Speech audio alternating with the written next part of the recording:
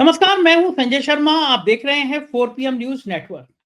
दिल्ली का चुनाव चरम पर है और प्रधानमंत्री जी, गृह मंत्री जी झूठ बोलने की फैक्ट्री खोल दिए हैं। और झुग्गी झोपड़ी वाले को मकान मिलेगा, भाई और बहनों लिख के रख लेना। और लिख के तो हमने वो 15 लाख रुपए भी आज तक रख रखे हैं जो खाते में आने थे। किसानों ने तो वो भी लिख के रखा है कि उनकी आमदनी दुगनी हो जाएगी।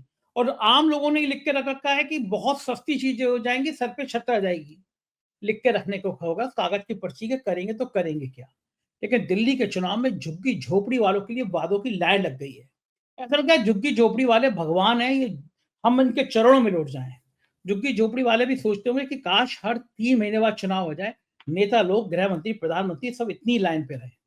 तो दिल्ली का मैं कार्यक्रम देख रहा था, अंजना ओम कश्यप के संग लाइव शो चल रहा था। गौरव भाटिया थे। एक नौजवान ने कहा कि बड़े प्रभावशाली तरीके से कहा कि मैं बता सकता हूं कि नरेंद्र मोदी चुनाव कैसे जीत सकते हैं दिल्ली का। इतने बढ़िया तरीके से कहा तो लोग थोड़ा खामोश से हो गए।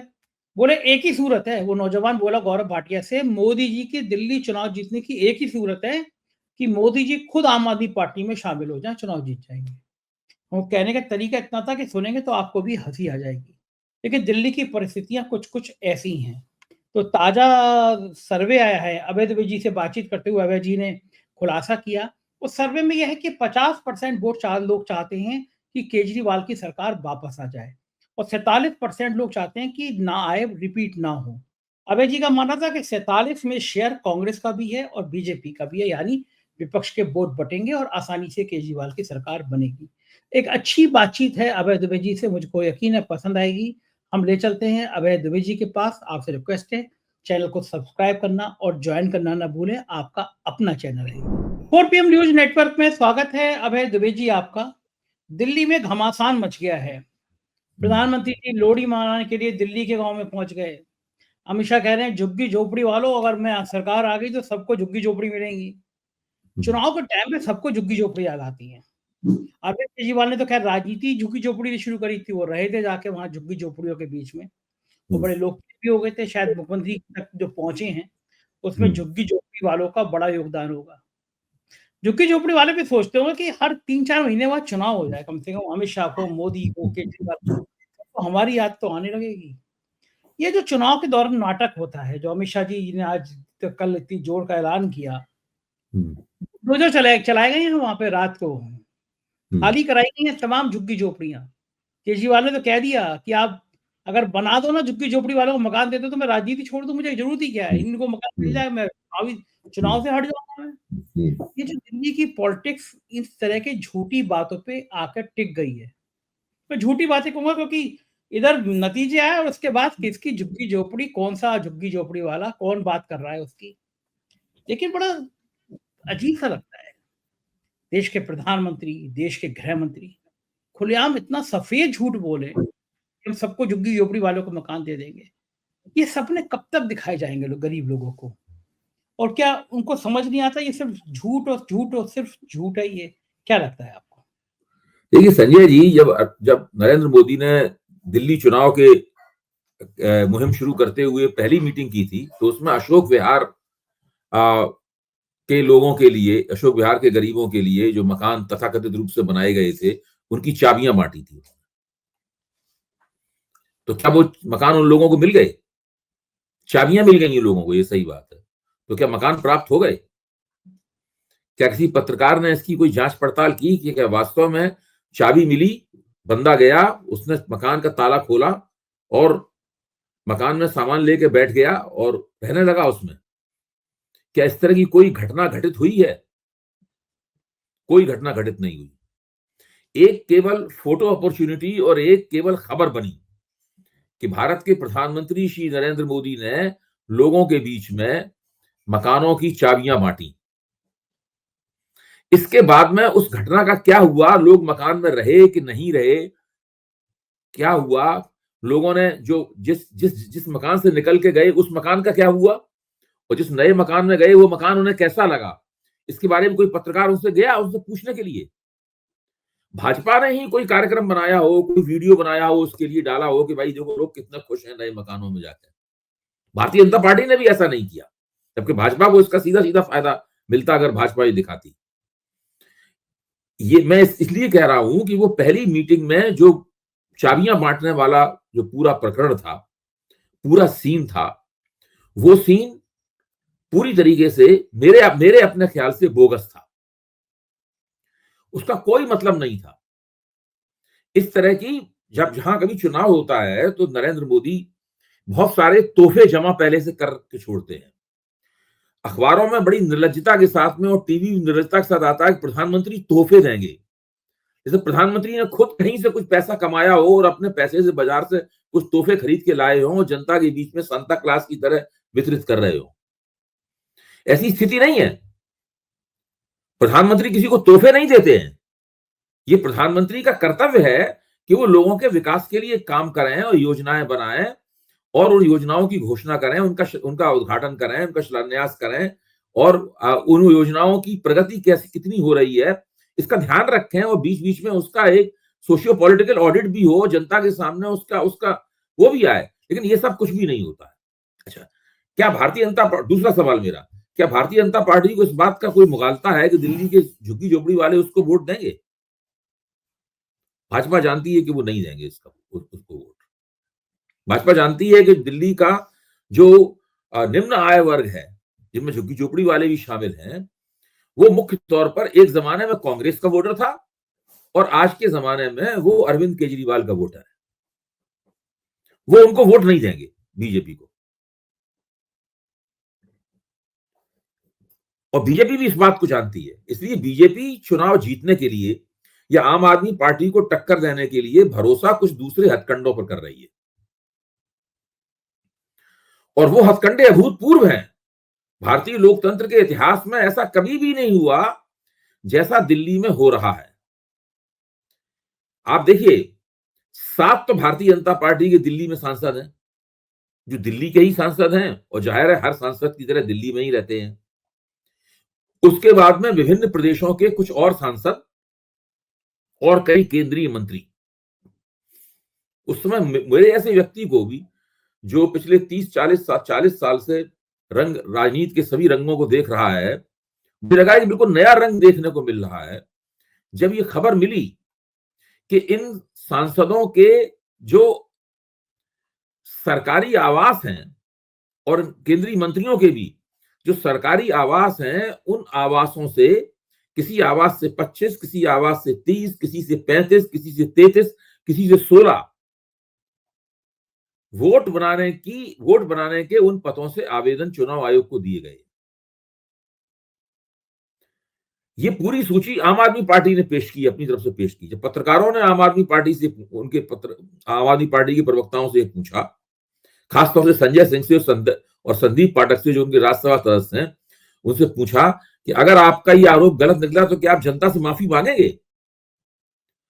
तो उन्होंने कहा कि भाई, हम माफी मांगना तो बहुत छोटी बात है, हम तो इन आरोपों के आधार पर अपनी शिकायत चुनाव आयोग को दे आए हैं और ये चुनाव आयोग से ही हमें ये तथ्य प्राप्त हुए हैं जो हम लोगों आपके सामने रख रहे हैं।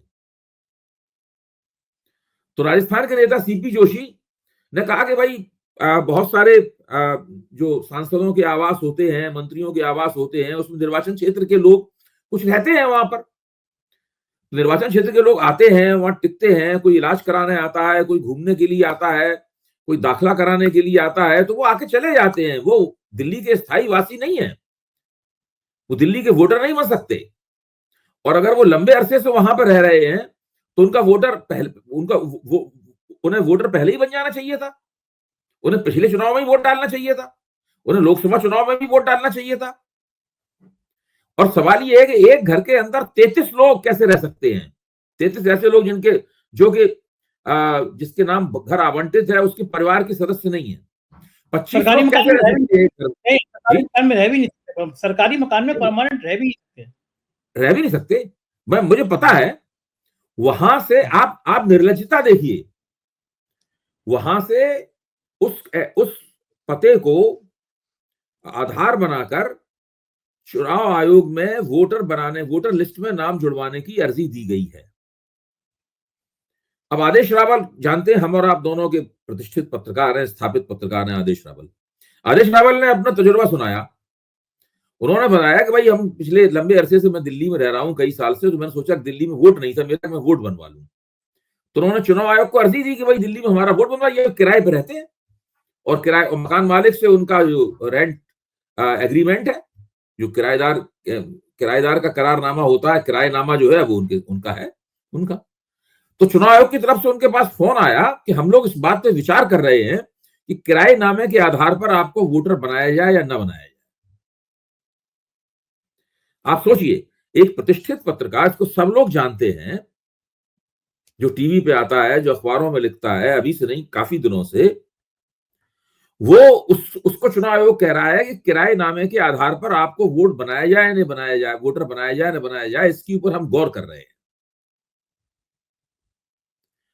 और वो लोग जो एक एक सांसद के घर में, मंत्री घर में 30-30, 35-35, 25-25 लोग रह रहे हैं, उनसे जो अर्जियां जा रहे हैं, उसके बारे में चुनाव आयोग हमें कुछ नहीं बताता कि वो अर्जियां कैसे आई हैं, क्या उन अर्जियों को उसने समरीली रिजेक्ट कर दिया है या उन अर्जियों को स्वीकार कर लिया है, या कोई जांच पड़ताल चल रही है, या वहां फोन करके पूछा गया है कि भाई ये कौन लोग हैं, क्या चुनाव आयोग का व्यक्ति गया है, क्या ये बीएलओ नाम का जो पदेन व्यक्ति होता है, वो वहां पर गया है, वहां पर उसने पूछा है कि क्या ये लोग यहाँ पर रहते हैं, कोई तस्दीक की गई है, कुछ पता नहीं है। अगर आम आदमी पार्टी इसका पता नहीं लगाती और उसका भंडा नहीं फोड़ती तो हमें पता ही नहीं चलता।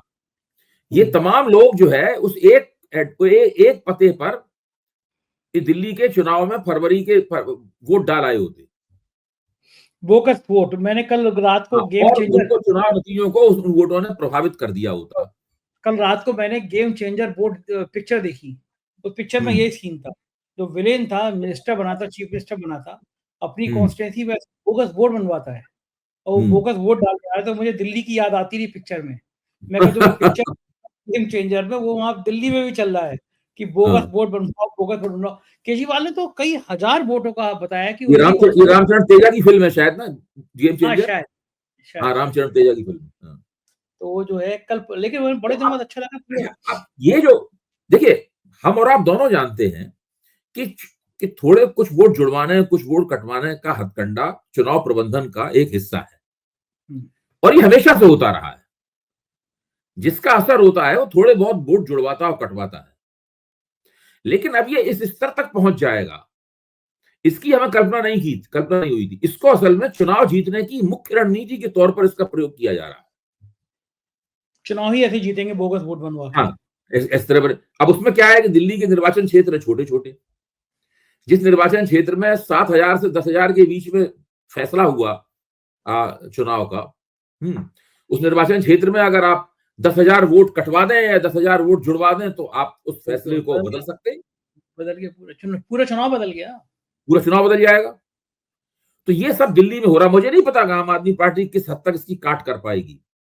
उसने उसको सार्वजनिक विमर्श में ला दिया है, इन बातों को, शिकायत अपनी दर्ज कर दी है, लेकिन क्या वास्तव में चुनाव आयोग आम आदमी पार्टी की आपत्तियों को मानकर इन वोटों को जोड़ने से इनकार कर देगा, या निर्लज्जता का आवरण ओढ़ते हुए भारतीय जनता पार्टी को चुनाव जिताने के लिए ये वोट वोटर लिस्ट में जोड़ दिए जाएंगे? मुझे इसके बारे में कोई जानकारी नहीं है और आम आदमी पार्टी आगे इस बात को आगे कहां तक ले जाएगी ये नहीं पता है। 17 तारीख आखिरी तारीख है। 17 तारीख के बाद में कोई वोट जोड़ा या घटाया नहीं जा पाया। जो कुछ खेल होना होगा वो 17 तारीख तक हो जाएगा। आज तारीख 13 है, अभी 4 दिन बीच में है। तो ये देखने की बात है, पहली बात। दूसरी बात, चूंकि दिल्ली के चुनाव संबंधी आपका प्रश्न है, तो अभी मैं यशवंत देशमुख के सी वोटर का ट्रैकर है, उसके कुछ आंकड़ों के बारे में चर्चा हो रही थी, उस चर्चा को सुन रहा था। तो उसमें यशवंत देशमुख 2 सवाल पूछते हैं लोगों से। एक सवाल यह है कि क्या अरविंद केजरीवाल की सरकार रहनी चाहिए या जानी चाहिए, बदलनी चाहिए? एक सवाल तो यह है। दूसरा सवाल यह है कि मुख्यमंत्री के तौर पर आपकी पसंद कौन है? ये 2 सवाल है। तो पहले सवाल के जवाब में नतीजा ये आता है कि करीब 50%, 49-50% लोग जो है वो कह रहे हैं कि अरविंद केजरीवाल की सरकार रहनी चाहिए तीसरी बार भी, और 47% लोग कह रहे हैं कि सरकार को जाना चाहिए। तो 3% का फर्क है सरकार को रहने के बारे में और जाने के बीच में। 3% का फर्क है। तो जब यशवंत देशमुख उसका विश्लेषण करते हैं, वो विश्लेषण दिलचस्प है, मैं 4PM के जो दर्शकों से साझा करना चाहता हूं। वो उस विश्लेषण में कहते ये है कि पहली बात, दो बातें कहते हैं विश्लेषण में। पहली बात तो यह है कि 10 साल तक जो सरकार बनी हुई है, और जाहिर है उसके खिलाफ कुछ ना कुछ एंटी इनकम्बेंसी भी होगी, और उसके ऊपर सरकार का कितना बड़ा, केंद्र सरकार का कितना बड़ा हमला है वो भी सब लोग जानते हैं। इसके बावजूद भी आज दिल्ली में 100 में 50 वोटर कह रहे हैं कि आम आदमी पार्टी की सरकार बने रहने योग्य है। ये एक बहुत बड़ा श्रेय जो है वो अरविंद केजरीवाल और उनकी टीम को जाता है। पहली बात तो वो ये कह रहे हैं। दूसरी बात वो ये कह रहे हैं कि ठीक है, 47 वोटर चाहते हैं कि आम आदमी पार्टी की सरकार बदल जाए, और वो बदलने के लिए वोट करना चाहते हैं उसको, लेकिन इसकी कोई गारंटी नहीं है कि वो 47 वोट एक ही पार्टी को मिलेंगे। दरअसल वो 47 वोट दो भागों में बटेंगे। एक भाग बड़ा होगा जो भारतीय जनता पार्टी को मिलेगा, एक भाग छोटा होगा जो कांग्रेस को मिलेगा। कांग्रेस को पिछले चुनाव में 4.25% वोट मिले थे। अब वो वोट कांग्रेस बढ़ाएगी, थोड़े बहुत वोट, इतनी घोषणाएं वगैरह कर रही है, कोशिश कुछ कर रहे हैं, कुछ ना कुछ तो वोट बढ़ेंगे उसके। अगर मान लीजिए उस कांग्रेस को 6% वोट मिले, 7% वोट मिले, 8% वोट मिले, यहां तक कांग्रेस को वोट मिले, तो ये सारे वोट इसी एंटी इनकम्बेंसी में से निकलकर कांग्रेस को मिलेंगे। ये आईडी बात है। तो इसका मतलब ये है कि पक्ष जो है ना उसमें आम आदमी पार्टी का ही मजबूत होगा, क्योंकि आम आदमी पार्टी को जो रखना चाहते हैं वो सारे वोट तो आम आदमी पार्टी को मिलेंगे। वहां तो कोई उन वोटों को हिस्सा बटाने वाला कोई है नहीं, लेकिन उसके एंटी इनकम्बेंसी वाले वोट जो है वो बट जाएंगे। ये एक सबसे बड़ी समस्या है जिसका गैर आम आदमी पार्टी विपक्ष जो है दिल्ली में सामना कर रहा है। अब एक ही तरीका हो सकता है कि कांग्रेस और भारतीय जनता पार्टी घोषित रूप से गठजोड़ कर लें। घोषित रूप से करवा देंगे, अगर घोषित रूप से गठजोड़ नहीं कराएंगे तो वोट फिर एक मंच पे, एक ध्रुव पे नहीं आएंगे। उसका परमानेंट बंद हो जाएगी कांग्रेस। आला पड़ जाएगा। बीजेपी में भी बहुत बड़ा लांछन आएगा। हम लोगों ने पहले पेज पे आज कल 4PM पे छापा भी है अरविंद केजरीवाल का इंटरव्यू, तो उसमें हेडिंग यही है, केजरीवाल ने हमसे कहा था कि भाजपा और कांग्रेस मिलकर मुझे हराना चाहती है। केजरीवाल तो कह ही रहे हैं कि मुझे हराने के लिए कांग्रेस और नहीं, मैं तो केजरीवाल क्या कह रहे हैं इसको छोड़ दीजिए एक बार। मेरा निवेदन ये है कि ये जो आंकड़ा है इस आंकड़े के ऊपर गौर कीजिए। हाँ, बात एक तो ये स्थिति है जिससे अभी तक लगता है कि केजरीवाल का जो जादू है दिल्ली में वो अभी फिलहाल रहने वाला है। दूसरा, उसी ट्रैकर का एक दूसरा पहलू मैं आपको बताता हूँ। इससे मतलब इस तरह से विचार करने से दिमाग साफ होता है कि भाई होने क्या जा रहा है। दूसरा पहलू यह है कि जब लोगों से पूछा गया कि आपका कौन होगा, आप किसको चाहते हैं कि वो बने मुख्यमंत्री, तो 100 में 47 लोग कह रहे हैं कि अरविंद केजरीवाल को मुख्यमंत्री बनना चाहिए। और अजय माकन जो कांग्रेस के उम्मीदवार हैं उनको कह रहे हैं केवल 2% लोग। भाजपा के लिए कह रहे हैं केवल 15 या 16% लोग भाजपा के लिए कह रहे हैं। तो अब देखिए कोई इसमें कोई आपस में कोई तुलना ही नहीं है कोई। ये लोग कहीं अरविंद केजरीवाल के दूर दूर तक नहीं पास फटक पा रहे हैं। इनके पास ना कोई चेहरा है, कुछ भी नहीं है इनके पास। दरअसल देखा जाए नेतृत्व तो है ही नहीं इनके पास। अगर दिल्ली विधानसभा चुनाव के संदर्भ में देखा जाए तो दोनों ही पार्टियां नेतृत्व विहीन पार्टियां हैं। अच्छा, ये जो स्थिति है इससे आम आदमी पार्टी की दावेदारी मजबूत हो जाती है, कम से कम इन आंकड़ों के विश्लेषण से तो यही लगता है। अच्छा अभय जी, केजरीवाल ने ऐसा क्या चीज है कि 2 बार ऐसा हो गया और उसके बावजूद भी अगर 50% लोग मान रहे हैं कि केजरीवाल की सरकार आना चाहिए, तो ऐसे क्या चीज नुस्खा है जो? देखिए, एक तो सबसे बड़ी बात यह है कि ये जो आरोप प्रत्यारोप जो लगाए जाते हैं, गिरफ्तारियां हुई हैं, मुकदमे चले हैं, जमानतें हुई हैं, भारतीय जनता पार्टी दिन रात कहती है कि आप बेईमान हैं, दिन रात कहती है कि आप भ्रष्ट हैं। आम लोगों, वो ट्रैकर ये भी बताता है, आम लोगों से पूछता है तो लोग कहते हैं कि ये सब राजनीतिक आरोप प्रत्यारोप ज्यादा कर दिया बीजेपी ने। हाँ, नहीं, ये राजनीतिक, देखिए ऐसा होता है कि भ्रष्टाचार का मुद्दा तब प्रभावी होता है जब वो आम लोगों को तंग करने लगता है। जो कर्नाटक में हुआ था। जब कर्नाटक में कांग्रेस ने भाजपा पे आरोप लगाया कि 40% कमीशन की सरकार है, तो लोगों ने उस बात को मान लिया, क्योंकि वो लोगों तक बात पहुंच गई थी। मैं तो गया था अभय जी, चुनाव कवर करने गया था कर्नाटक में, वहां पोस्टर लगा था, पोस्टर पे स्कैन करो तो उनके भ्रष्टाचार की लिस्ट आ जाती थी पूरी, जैसे हम लोग स्कैन करके खाने का ऑर्डर करते हैं, हैवी नए तरह का पोस्टर, वो स्कैनर लगा दिया था कि वो भ्रष्टाचार की सूची, बाद में मुकदमे लगा दिए। गजब गजब स्ट्रेटेजी थी कांग्रेस की वहां पे, कर्नाटक का चुनाव जीता था। प्रधानमंत्री ने वहां भी कहा था बजरंगबली का नाम लगा के वोट दे के आना, लोगों ने बजरंगबली का नाम लिया, वोट कांग्रेस को दिया है, क्योंकि प्रधानमंत्री ने कहा नहीं था कि बजरंगबली का नाम लेके मुझे ही वोट देना। दिल्ली में अभी तक बजरंगबली नहीं आए हैं, क्यों नहीं आए होंगे अभी तक? आएंगे, अभी बजरंगबली आएंगे, रामचंद्र जी आएंगे, सब आएंगे दिल्ली में, सबका आगमन होगा। अभी मुसलमानों का आगमन होगा दिल्ली चुनाव में, अभी तो हुआ नहीं, शुरू नहीं हुआ है, सब होगा। आप देखना आखिरी हफ्ते में गदर कट जाएगा दिल्ली में, तड़का लगे, ऐसी ऐसी घिनौनी बातें होंगी, इसकी कोई सीमा नहीं है। गजब है, देश की राजधानी से भी ऐसी तस्वीरें सामने आएंगी। पिछली बार नहीं हुआ था, आपको याद है, गोली मारो सालों को, दिल्ली से ही नारा सुना गया था, देश के गद्दारों को, माननीय अनुराग ठाकुर, वो सब दिल्ली में ही हुआ था। बिहार के चुनाव में 2015 में चुनाव के आखिर में खुद अमित शाह ने जाके कहा था कि वो पाकिस्तान में पटाखे छूटेंगे अगर यहाँ पे महागठबंधन जीत गया। फिर दिल्ली में अमित शाह ने और उनके लोगों ने ये कहा था कि खुशियां कि इतनी जोर से बटन दबाओ कि शाहीन बाग तक करंट लगे, ये सब बोला गया था, नहीं बोला गया था?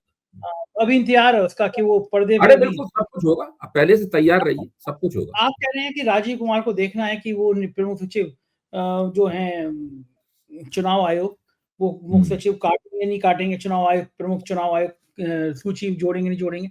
आपको अभी भी राजीव कुमार से उम्मीद है? रिटायर होने जा रहे हैं, फिर प्रधानमंत्री जी उनको कुछ ना कुछ तोहफा देंगे, राज्यसभा भेज सकते हैं, तो वो जाते जाते मुझे उम्मीद वगैरह नहीं है। मैं तो ये कह रहा हूं कि इस बात की पोल खोल गई है, आम आदमी पार्टी ने इसकी पोल खोल दी है, प्रेस कॉन्फ्रेंस करके सबके सामने रख दिया है, चुनाव आयोग को लिख के अर्जी दे दी है। अब आप क्या करेंगे? अगर कुछ नहीं होता ये, तो चुपचाप तो उन्होंने जोड़ ही लिए होते वोट, वो तो मुझे 100% यकीन है। इस मामले में राजीव कुमार जी बहुत ही प्रतिभाशाली हैं।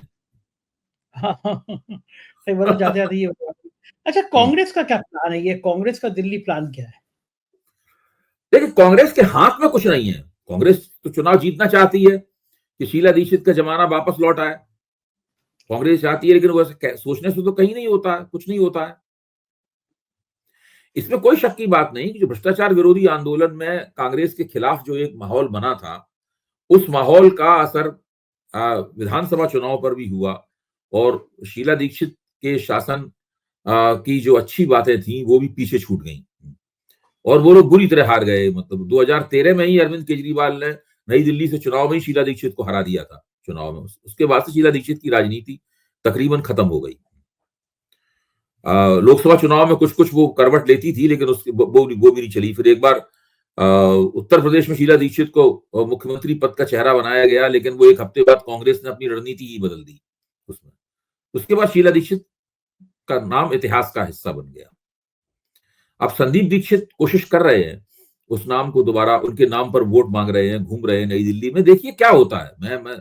मैं मानता हूं कि शीला दीक्षित दिल्ली की एक ऐसी मुख्यमंत्री थी, अभी भी दिल्ली वालों से जब पूछा जाता है तो वो उनका नाम लेते हैं, ऐसी बात नहीं है। क्यों? भाजपा का भी कभी कोई दिल्ली में मुख्यमंत्री था तो किसी को याद ही नहीं रह गया। इतना दिन हो गए भाजपा को हारते हारते। मदन लाल खुराना मुख्यमंत्री थे, साहब सिंह वर्मा मुख्यमंत्री थे, सुषमा स्वराज मुख्यमंत्री थी, ये तो याद ही नहीं है किसी को। मुख्यमंत्री तो लोगों को दो ही याद हैं, अरविंद केजरीवाल जो कभी मुख्यमंत्री कुछ दिन पहले तक थे, अभी मुख्यमंत्री पद के दावेदार हैं, और शीला दीक्षित, तो दो ही है। तो ये स्थिति है कांग्रेस। देखिए, मैं कई बार इस बात को कह चुका हूं, कांग्रेस अगर अपने वोटों को 7-8% तक ही बढ़ा पाई तो वो एंटी इनकम्बेंसी के वोटों को बांट देगी, और भारतीय जनता पार्टी की चुनाव जीतने की जो मंशा है वो नाकाम हो जाएगी, और आम आदमी पार्टी तीसरी बार चुनाव जीत जाएगी। अगर कांग्रेस अपने वोटों को बढ़ाकर 15-16% तक ले जा पाई, यानी उसने 4 गुना 5 गुना वोटों को बढ़ाया आपने, तब वो भारतीय जनता पार्टी को चुनाव जीतने में मदद करेगी। खुद नहीं बना पाएगी। अगर कांग्रेस ने 25% तक अपने वोटों को बढ़ा लिया, 10% और बढ़ा दिया कांग्रेस ने वोटों को, तो 2013 में जो स्थिति थी, इसमें त्रिशंकु विधानसभा हो गई थी, वो स्थिति बनेगी। और अगर कांग्रेस 40% प्लस में वोट ले गई अपने, तो शीला दीक्षित का जमाना वापस आ जाएगा। बिल्कुल ठीक बात है। मैं देख रहा था हम कि लोग कॉमन सेंस से खुद ही सोच सकते हैं, सामान्य ज्ञान से, कि कांग्रेस क्या कर सकती है और क्या नहीं कर सकती। क्या कर सकती है, ठीक बात है। मैं गौरव भाटिया के संग एक अंजना कश्यप का शो चल रहा था पब्लिक का, मैं वो देख रहा था। उसमें एक नौजवान खड़ा बोल रहा था, उसने अंजना कश्यप गौरव भाटिया, गौरव भाटिया जी मैं आपको बता सकता हूँ कि नरेंद्र मोदी जी दिल्ली का चुनाव कैसे जीत सकते हैं। सब एकदम साइलेंट हो गया, तो प्रभावशाली लड़का लग रहा था वो। तो अंजना कश्यप ने उनसे पूछा कि बताइए कैसे जीत सकते हैं। तो लड़के ने बड़े बहुत शाली तरीके से कहा कि एक ही सूरत है प्रधानमंत्री मोदी जी का दिल्ली का चुनाव जीतने की, कि मोदी जी आम आदमी पार्टी में शामिल हो जाए। उसके कहने स्टाइल से मुझे इतनी हंसी आई, क्योंकि इसके अलावा कोई है ही नहीं आम आदमी पार्टी का जो दिल्ली में माहौल है कि मोदी जी खुद आम आदमी पार्टी में आ जाए तो मोदी जी चुनाव जीत जाएंगे, वरना वहां मोदी जीतेंगे नहीं। तो क्या असर हुआ लोगों के ऊपर? अब सोचिए, आज तक पे लाइव है तो बेचारी, तो उनको लगा हुआ तो गड़बड़ हो गया मामला, लेकिन लाइव है तो चला गया तो कट भी नहीं सकता। बाकी सुजी चौधरी का शो तो काट पीट लेते वो, लेकिन इसमें तो चला गया तो चला गया। एक आखिरी सवाल अभय जी, अगर दिल्ली का चुनाव बीजेपी बुरी तरह हारती है तो प्रधानमंत्री छवि पे कितना असर पड़ेगा? नहीं, देखिए, मैं नहीं मानता हूं कि दिल्ली का चुनाव हारने से प्रधानमंत्री की छवि पर असर पड़ेगा। हाँ, वो पहले भी दो चुनाव विधानसभा के प्रधानमंत्री काफी कोशिशों के बावजूद हार चुके हैं और काफी बुरी तरह हारे हैं। दिल्ली के चुनाव में भाजपा कोई छोटी मोटी हार नहीं नसीब हुई है भाजपा को। एक बार 3 सीटें मिली थी, एक बार 8 सीटें मिली। अगर भाजपा महाराष्ट्र और हरियाणा के भी चुनाव हार जाती, फिर दिल्ली का चुनाव हारती, तो फिर वो काफी मुश्किल बात होती। लेकिन अब अगर भाजपा के अगर प्रधानमंत्री के नेतृत्व के ऊपर सवालिया निशान लगना है, तो उन्हें दिल्ली का चुनाव हारना होगा, उन्हें बिहार का भी चुनाव हारना होगा, और आगे भी विधानसभा के चुनावों में उनको थोड़ा सा उनका प्रदर्शन कमजोर रहेगा, तब वो असर पड़ेगा। मेरे ख्याल से हरियाणा और महाराष्ट्र जीत के भारतीय जनता पार्टी ने खासी उस लिहाज से रिकवरी कर ली है और मोदी को पैर टिकाने की गुंजाइश मिल गई है उसमें। बिल्कुल ठीक बात है। बहुत बहुत शुक्रिया अभय जी, आपने इतना समय दिया, थैंक यू सर। ये थे अभय दुबे जी, और बहुत लॉजिक तरीके से, बहुत तर्कपूर्ण तरीके से इन्होंने आपको समझाया। मुझको यकीन है बातचीत हर बार की तरह आपको पसंद आई होगी। आपने जो प्यार दे रहे हैं वो मेरे लिए अभूतपूर्व है। बहुत बहुत धन्यवाद इस प्यार के लिए।